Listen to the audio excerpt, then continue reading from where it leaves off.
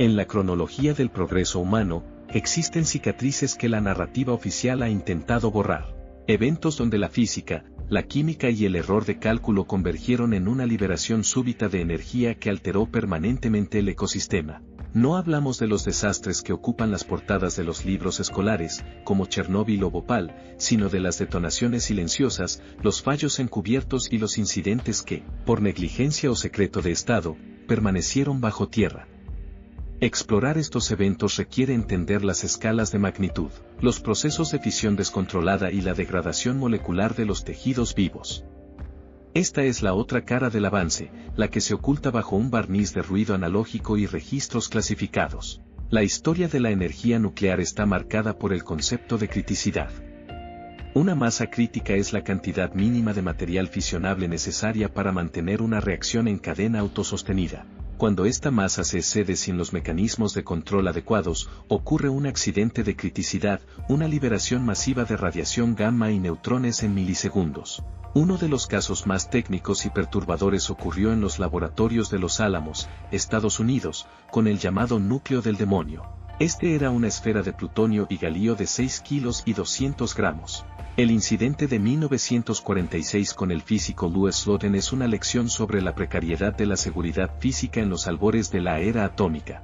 Slotin estaba realizando una técnica conocida coloquialmente como hacerle cosquillas a la cola del dragón, que consistía en bajar manualmente una semiesfera de berilio sobre el núcleo para reflejar los neutrones de vuelta al plutonio y acercarlo al punto crítico de forma controlada. El único control físico entre la estabilidad y el desastre era la punta de un destornillador de punta plana.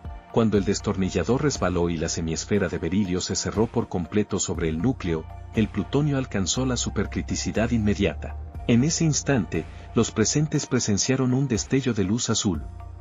Este fenómeno no es una alucinación, es el resultado de la ionización del aire y la radiación de Cherenkov que ocurre cuando las partículas cargadas viajan a través del humor vítreo del ojo a una velocidad superior a la de la luz en ese medio. Slotin, en un acto reflejo, arrancó la semiesfera con sus manos para detener la reacción, salvando a sus colegas pero condenándose a sí mismo.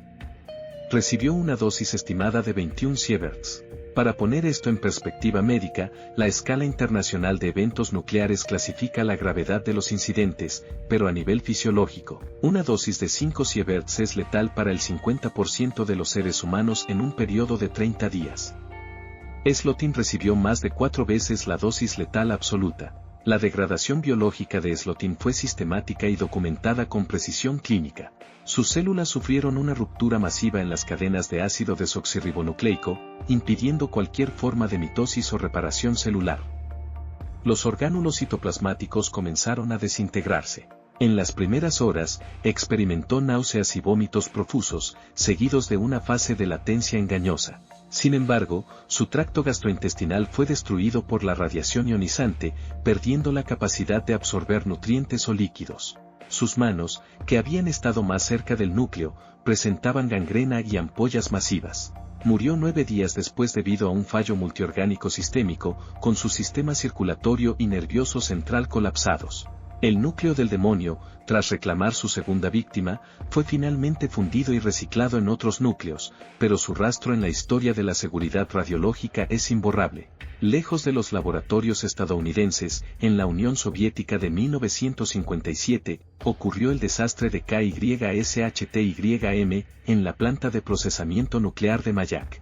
Este es el tercer accidente nuclear más grave de la historia, solo superado por Chernóbil y Fukushima, pero fue mantenido en secreto absoluto durante más de 30 años. La causa técnica fue un fallo catastrófico en el sistema de refrigeración de un tanque de almacenamiento subterráneo que contenía 80 toneladas de residuos radiactivos líquidos altamente concentrados. El aumento descontrolado de la temperatura provocó una evaporación química de nitratos y acetatos, resultando en una explosión no nuclear pero de una potencia equivalente a 100 toneladas de dinamita. La explosión proyectó la tapa del tanque de cemento, que pesaba 160 toneladas, hacia la atmósfera y liberó una nube de radionúclidos que se desplazó por cientos de kilómetros. Los principales contaminantes fueron el estroncio 90 y el cesio 137. El estroncio 90 es particularmente insidioso para el personal de salud y biología debido a su comportamiento como análogo del calcio. El cuerpo humano, al no distinguir entre ambos elementos, absorbe el estroncio y lo incorpora de forma permanente en la matriz ósea. Una vez allí, el isótopo emite partículas beta que destruyen la médula ósea desde el interior, eliminando la capacidad de producir eritrocitos y leucocitos. Esto deriva en leucemias fulminantes y anemias aplásicas incurables. La magnitud de la liberación se midió en petabequereles, una cifra que representa miles de billones de desintegraciones nucleares por segundo.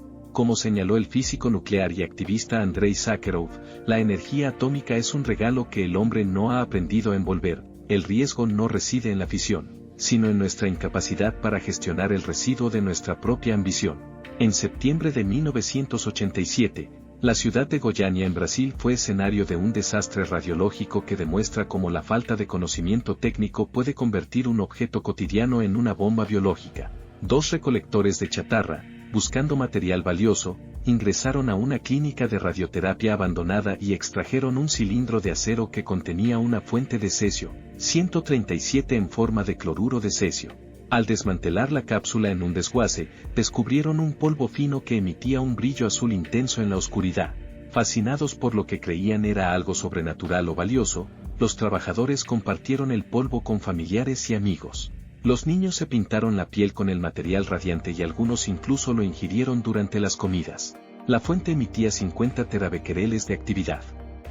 El cesio 137, al entrar en el organismo por ingestión o inhalación, se distribuye por todos los tejidos blandos, comportándose químicamente como el potasio.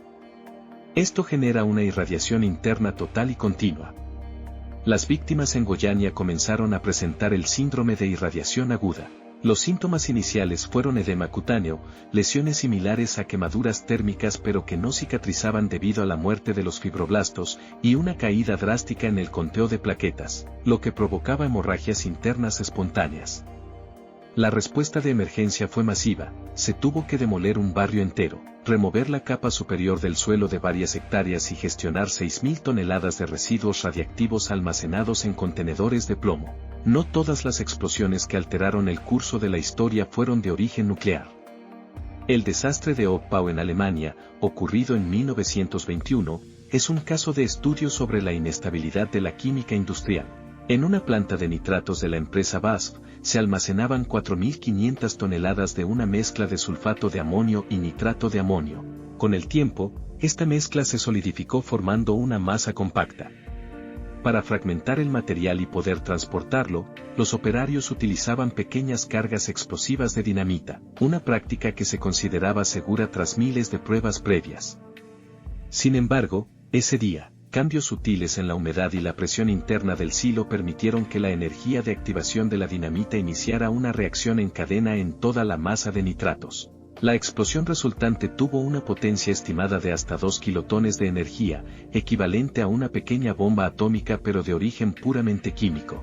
La onda de choque destruyó el 80% de las edificaciones en un radio de 30 kilómetros y el sonido se escuchó en ciudades tan lejanas como Múnich. El cráter resultante tenía 90 metros de ancho y 20 metros de profundidad. Fallecieron 561 personas y miles resultaron heridas por la metralla de vidrio y el colapso de infraestructuras. La lección técnica de Oppau fue clara: la estabilidad de los compuestos químicos a gran escala es una variable engañosa que puede alterarse por factores ambientales imperceptibles. Como afirmó el químico y Nobel Fritz Haber, en tiempos de paz, un científico pertenece a la humanidad, pero en tiempos de guerra o de industria pesada, pertenece a su nación y a las leyes inamovibles de la termodinámica. En años más recientes, el hermetismo estatal sigue ocultando la verdadera escala de los fallos tecnológicos. En agosto de 2019, una explosión en una plataforma marina cerca de Severodvinsk, en el norte de Rusia, activó las alarmas internacionales. Los sensores de países vecinos detectaron un aumento súbito de la radiación gamma y la presencia de isótopos de vida corta como el estroncio 91 y el bario 139. Estos elementos son subproductos directos de una fisión nuclear activa, lo que contradice las versiones iniciales de un simple fallo de motor. Todo apunta a un accidente durante las pruebas del misil Burevestnik, que utiliza un pequeño reactor nuclear de lecho de gas para su propulsión. La dispersión de estos materiales indica que el núcleo del reactor sufrió una brecha de contención, exponiendo a los ingenieros a niveles letales de radiación en cuestión de segundos. Para concluir este archivo, es necesario reflexionar sobre la escala de tiempo y la persistencia de estos desastres. Mientras que una explosión química disipa su energía y sus residuos pueden ser neutralizados con relativa rapidez, un desastre nuclear inicia un proceso de degradación que desafía la comprensión generacional. El plutonio 239 tiene una vida media de 24.100 años. El uranio 235 tiene una vida media de 700 millones de años. Los accidentes que hemos explorado no son eventos estáticos del pasado, son procesos físicos activos que siguen ocurriendo ahora mismo, átomo por átomo, en el subsuelo de Mayaco, en los sarcófagos de cemento de las zonas de exclusión. La historia explotó y los fragmentos aún están cayendo sobre nosotros.